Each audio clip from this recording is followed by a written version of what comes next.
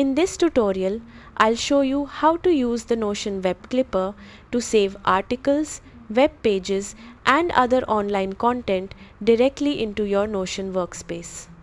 By the end, you'll be able to organize useful resources with just a few clicks. Start by installing the Notion Web Clipper extension for your browser.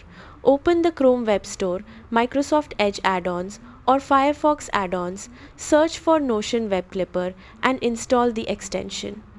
Once it's installed, sign in with your Notion account if prompted. For easier access, pin the extension to your browser's toolbar.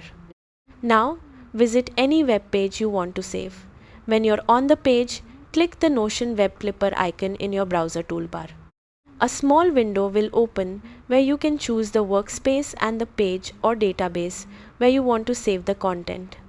Select an existing page or database, or create a new one if needed. You can also edit the page title before saving. When everything looks good, click Save Page. After a few moments, the web page will be added to your selected Notion location. Open Notion and navigate to the page or database you selected.